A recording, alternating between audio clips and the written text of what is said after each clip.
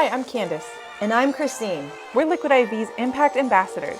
Come join us as we road trip across the U.S. to highlight our partners working to resolve the nation's water issues. See you on the road.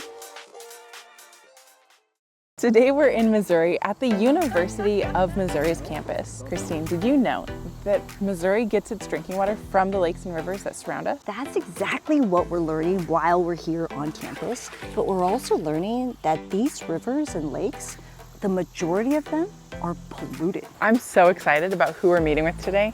They're doing a ton to address water quality here. My name is Angel Colon Santiago, and I am part of the Latino Climate Council at the Hispanic Access Foundation. Hispanic Access Foundation connects Latinos with partners and opportunities to become leaders within their communities. The biggest threat to freshwater ecosystem, where the drinking water comes from, is non-point source pollution. Wait a minute, hold the phone. Non-point source pollution? What is that?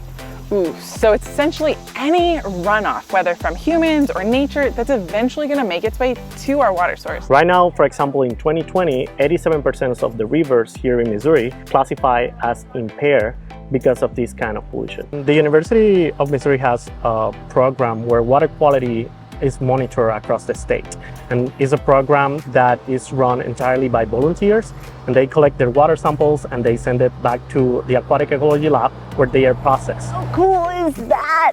I was dying to know more about how the sampling program works, so we asked to talk to Jess, who's one of the researchers at the lab, and this is what she said. So we get samples of water. They're just in these little bottles that we get from volunteers or people sampling, and we do different methods in the lab. He does tons of really unique tests, all to see where our water quality is at. And not only that, they're testing tons of lakes and rivers with tons of volunteers, some of them having been there Over 30 years. yeah, really long time. It has created like this database, which is unique, that can help decision making related to water quality issues, climate change, and other environmental issues. If all of these volunteers are involved, how can we get involved to help out? Get involved in initiatives such as cleaning up, streams, rivers, lakes in their communities.